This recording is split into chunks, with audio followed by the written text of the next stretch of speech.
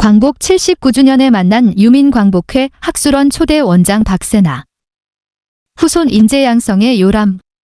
대학원 대학교 설립이 목표. 후손 교육의 체계를 정립하고 미래 지도자 양성하는 초석 다질 것. 후손 처우 개선 위해 현행 독립유공자 예우에 관한 법률 개정 필요. 독립운동가 유만수 선생의 직계 후손인 유민광복회 학술원 초대 원장이 월간 중앙과 인터뷰를 하고 있다. 최근 한 유명 온라인 커뮤니티에 AI가 그린 독립운동가들의 모습이 올라왔다. 그림 속에서 유관순 열사는 또래 10대 친구들과 함께 교복 차림으로 떡볶이를 먹고, 윤봉길 의사는 앞치마를 두른 채 가족을 위해 도시락을 싸는가 하면, 안중근 의사는 퇴근 후 동료들과 대화하며 위스키를 마시고 있었다. 이후 한 AI 크리에이터가 자신의 인스타그램 계정을 통해 대한민국의 독립투사들을 기념하고자 제작했다고 밝혀 관심을 끌었다.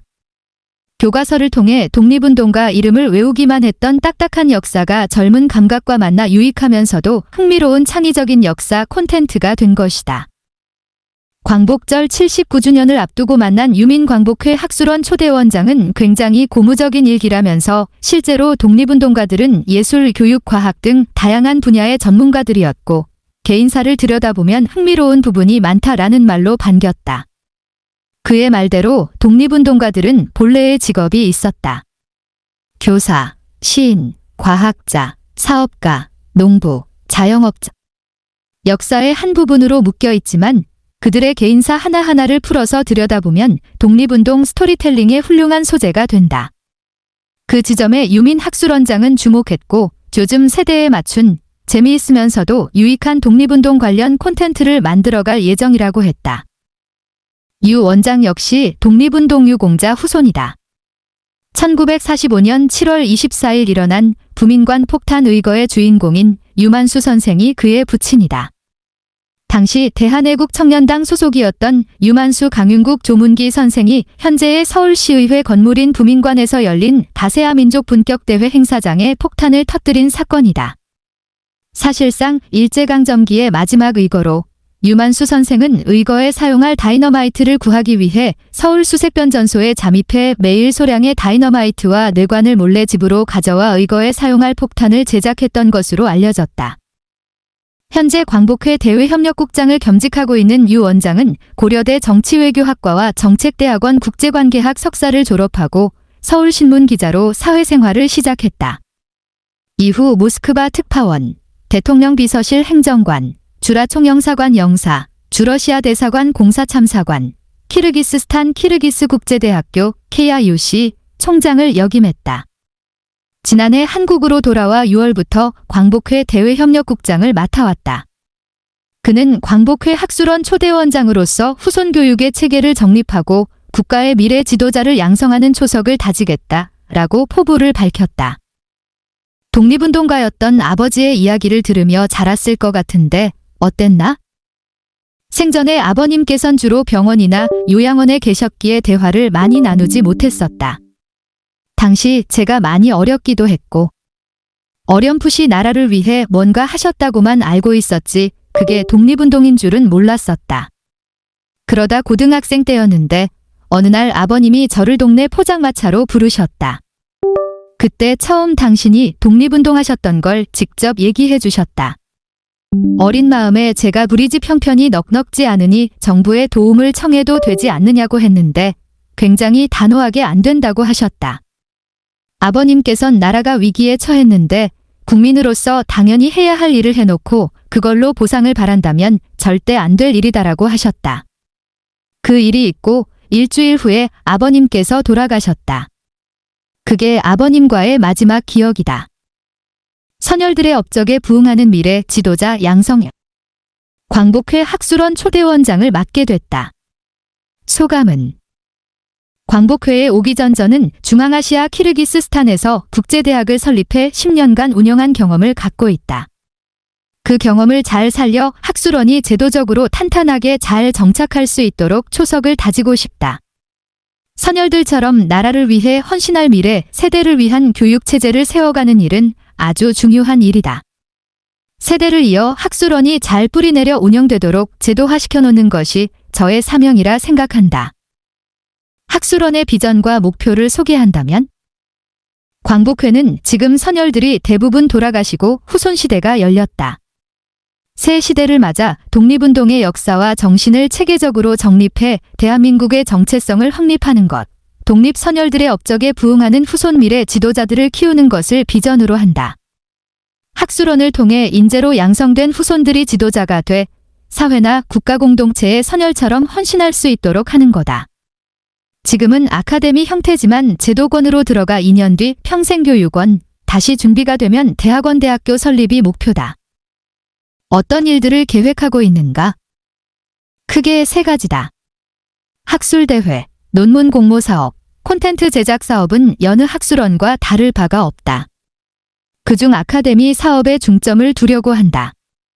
아카데미 과정 중엔 일 멘토링도 있는데 현재 대한민국을 이끄는 각 분야의 지도자들과 만나 도제식 개별 수업을 받는 방식이다.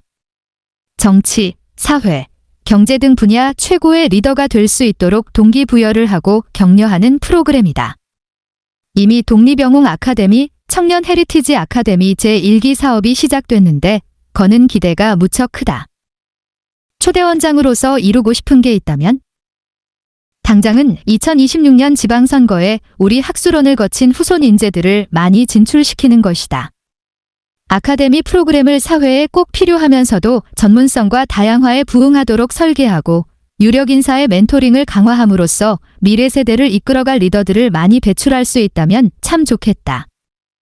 독립운동가 스토리, 콘텐츠로 개발.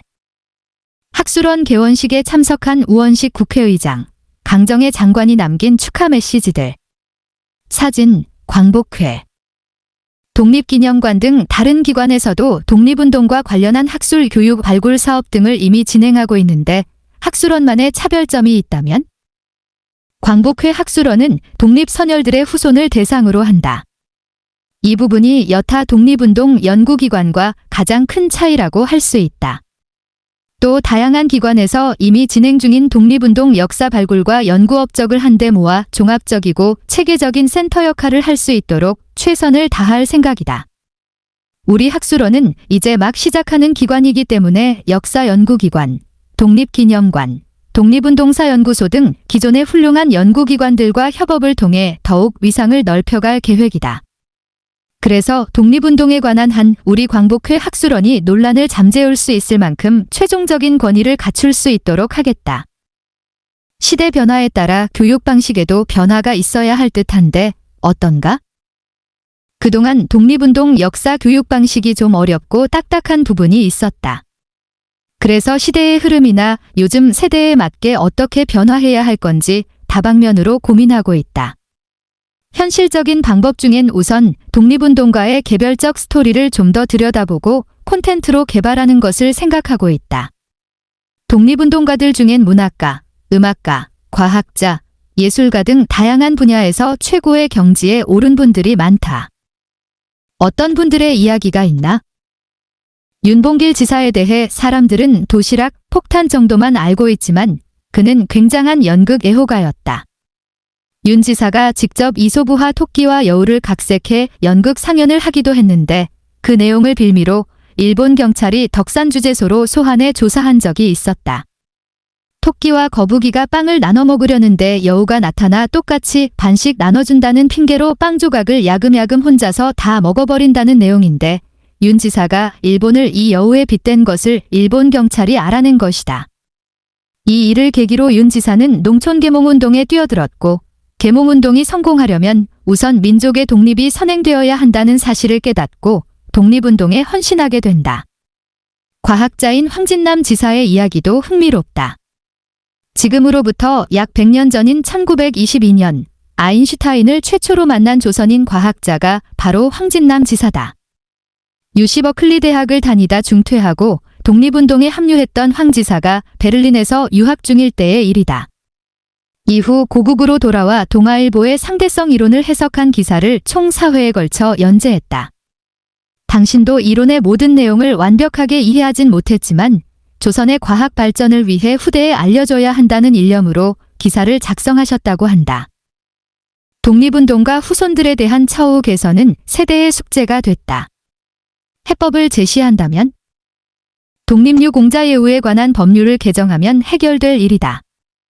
해방 후 이승만 정부부터 현 정부까지 어느 정부도 주도적으로 독립운동가를 진정으로 예우한 적이 없다. 독립유공자예우에 관한 법률이 언제 만들어졌는지 아나?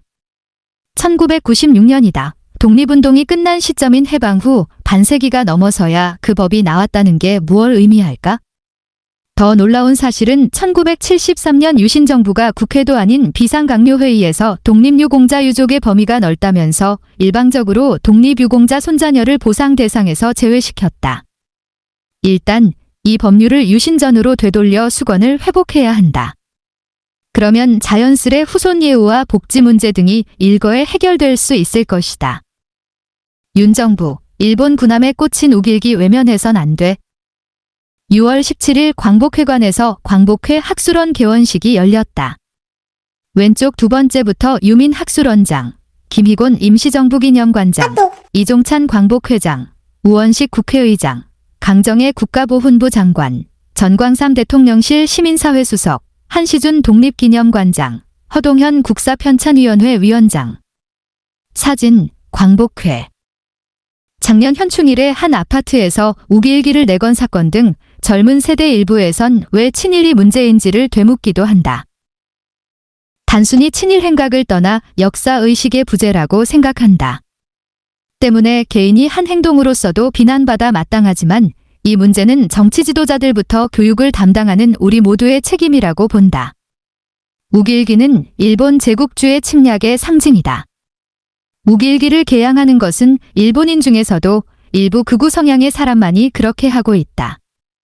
그걸 한국인이 한다는 것은 역사를 아예 모르기 때문이라 믿고 싶다.